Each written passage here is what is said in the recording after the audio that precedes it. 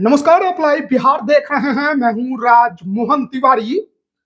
देखिए, बिहार में विधानसभा चुनाव की समाप्ति के बाद अब अगले वर्ष 2026 में सबकी नजरें कुछ एमएलसी के होने वाले चुनाव पर टिकी हुई हैं। आपको बताएं कि 2026 में बिहार विधान परिषद के कई सीटों पर चुनाव होने वाले हैं।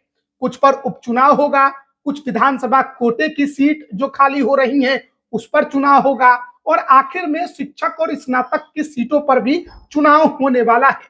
तो कई ऐसी सीटें हैं जिस पर चुनाव होंगे, लेकिन इस वीडियो में हम बात करेंगे बिहार विधान परिषद के एक सीट जिस पर एमएलसी का उपचुनाव होने वाला है, क्योंकि वो सीट अब खाली हो चुकी है।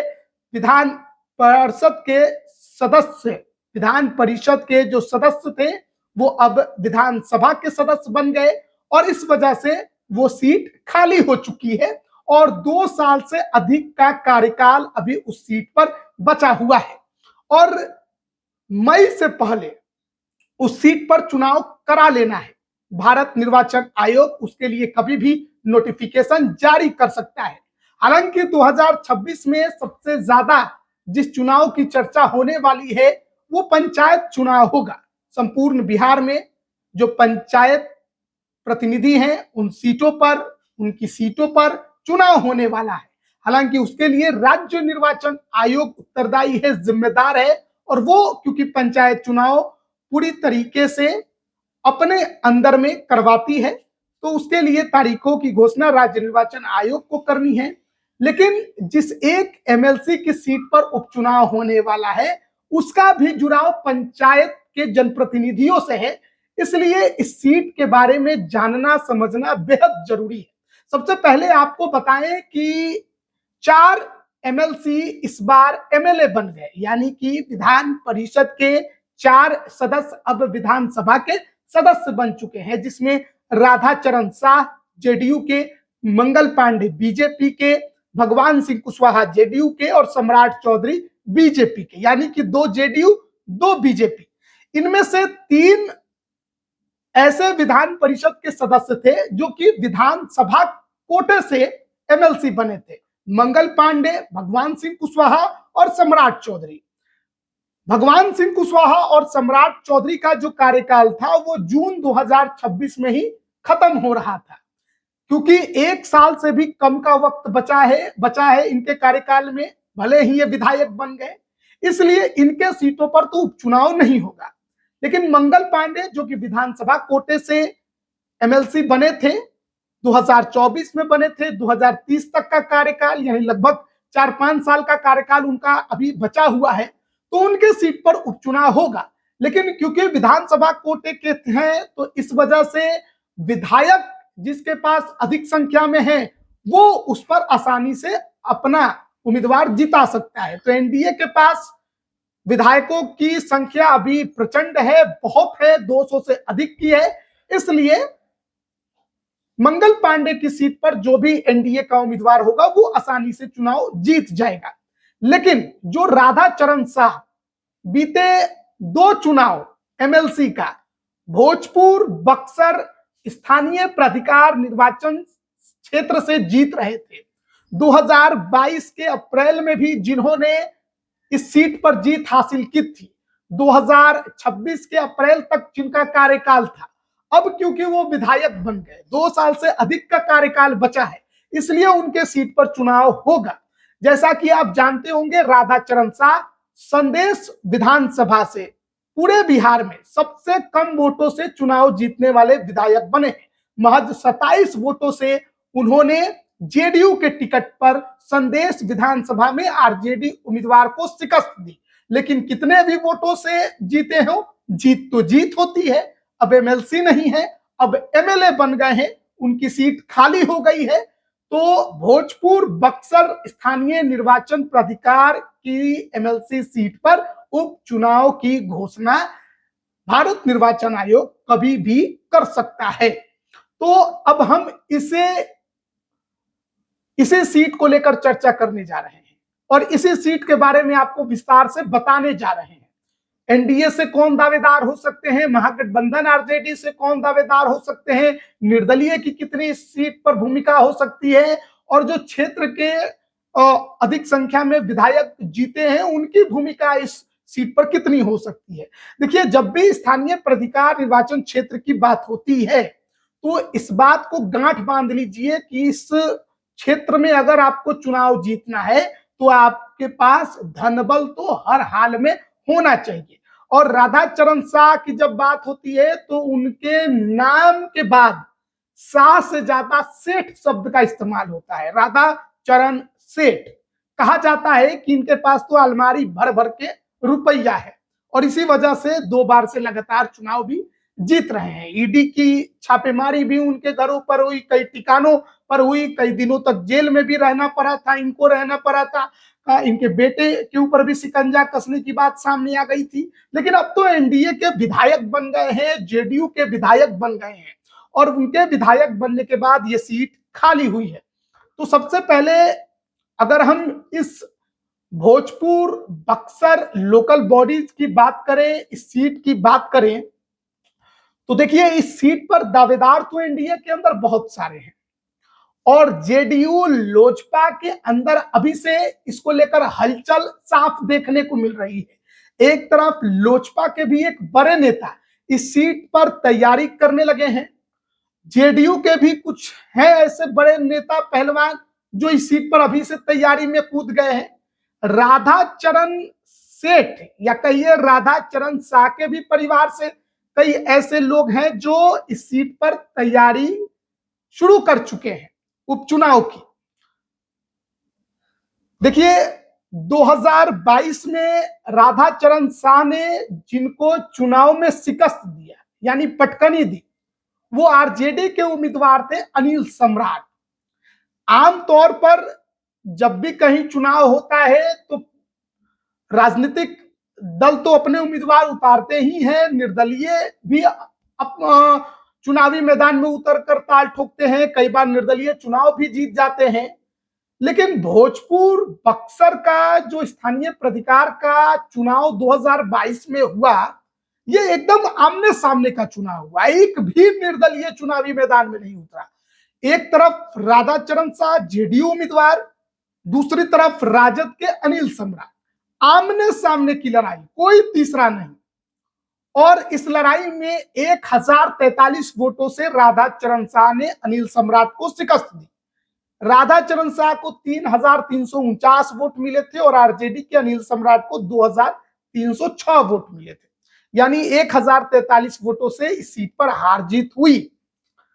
लेकिन राधा चरण शाह ने 2015 में जिनको हराया था उनका नाम बड़ा है, वो है बाहुबली हुलास पांडे।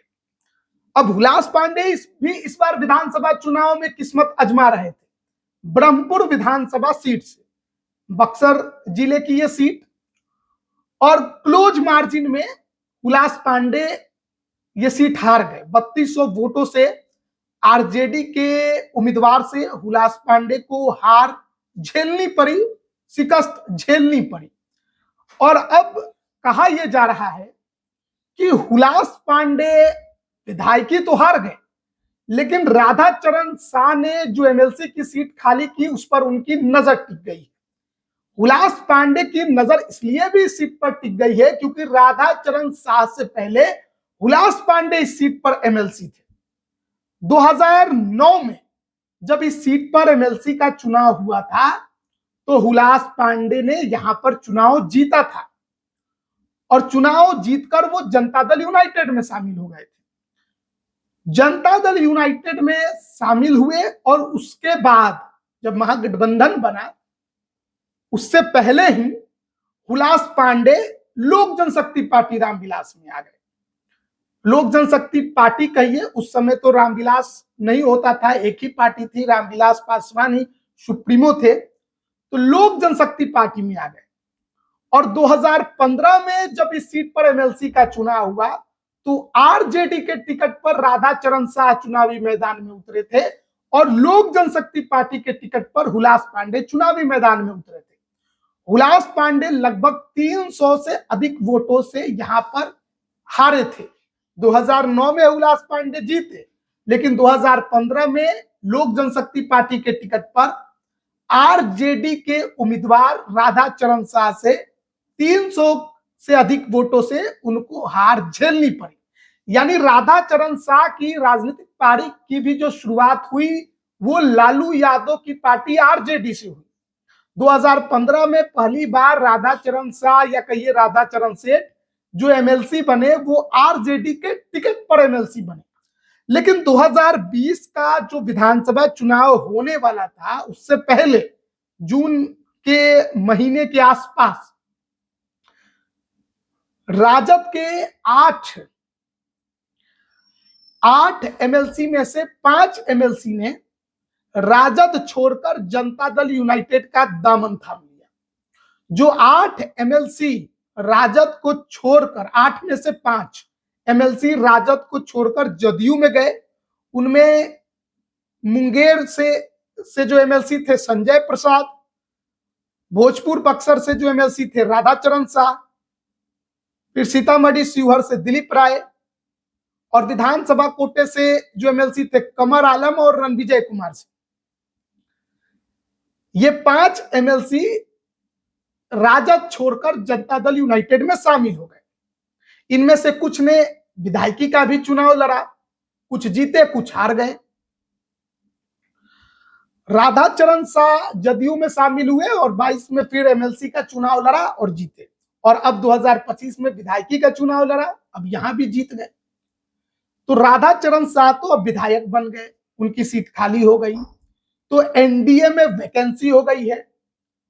और आप जानते हैं कि स्थानीय प्राधिकार निर्वाचन क्षेत्र की जो एमएलसी सीटें होती हैं उसमें आम जनता की सहभागिता नहीं होती है, उसमें जनप्रतिनिधियों की सहभागिता होती है, पंचायत स्तर के, नगर निकाय स्तर के, और उस क्षेत्र के जो विधायक और सांसद भी होते थे उनको भी वोट देने का अधिकार होता है।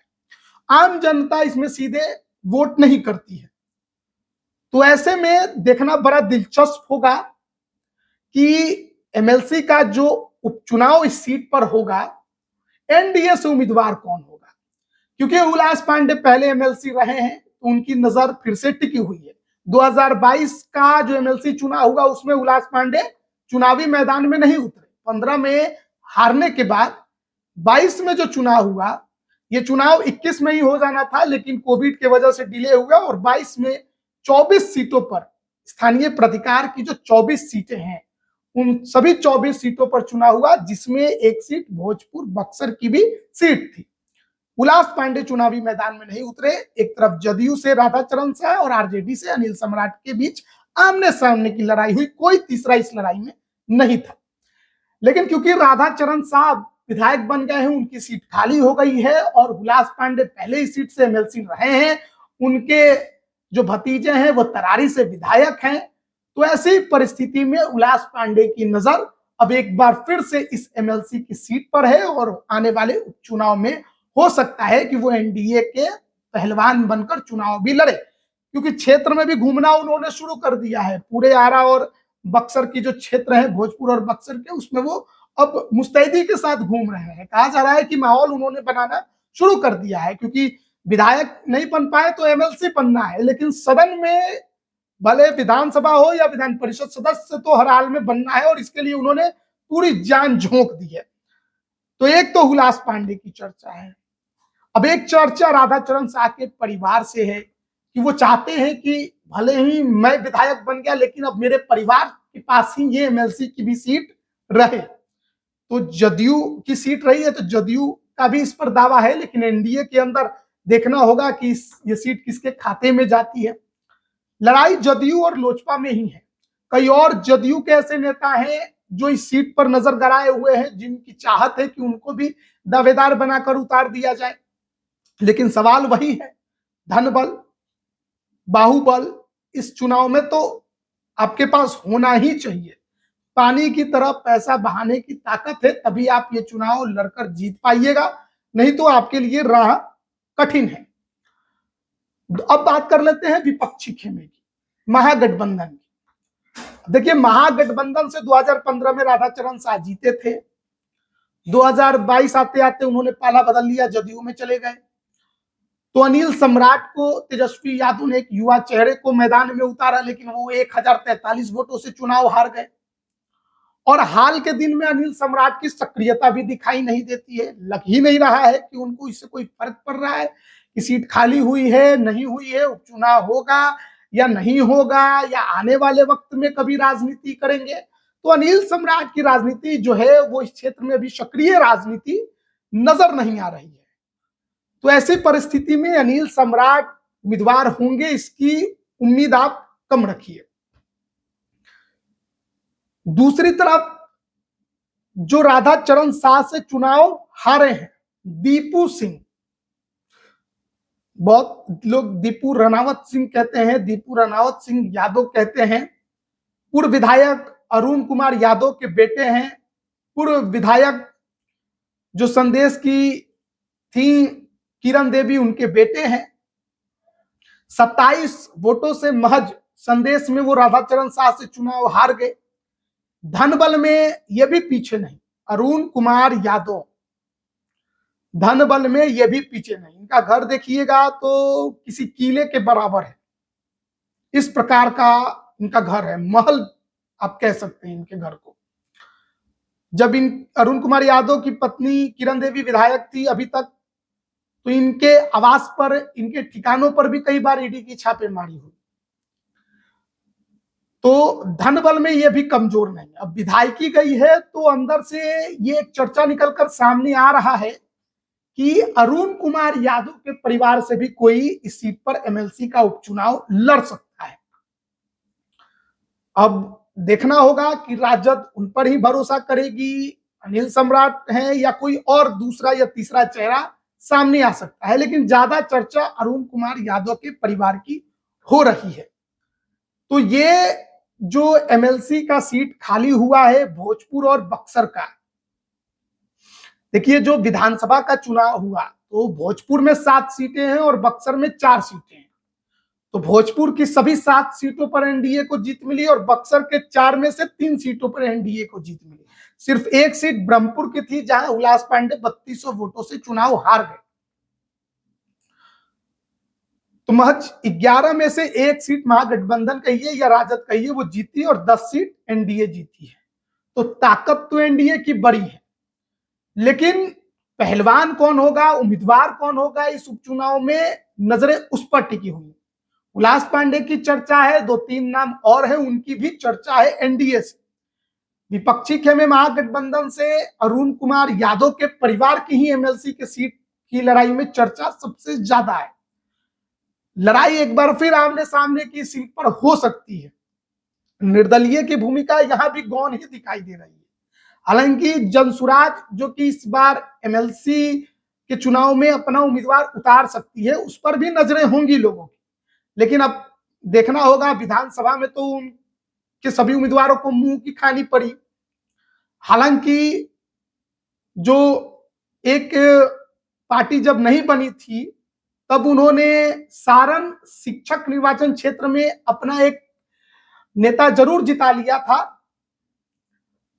लेकिन क्या स्थानीय प्राधिकार में जनसुराज कैंडिडेट देगा, इस पर भी सबकी नजरें टिकी हुई होंगी।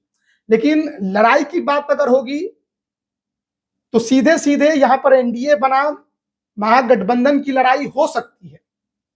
वोट पंचायत के प्रतिनिधियों को, जनप्रतिनिधियों को, नगर निकाय के प्रतिनिधियों को ही करना है, आम जनता की तो सहभागिता है नहीं।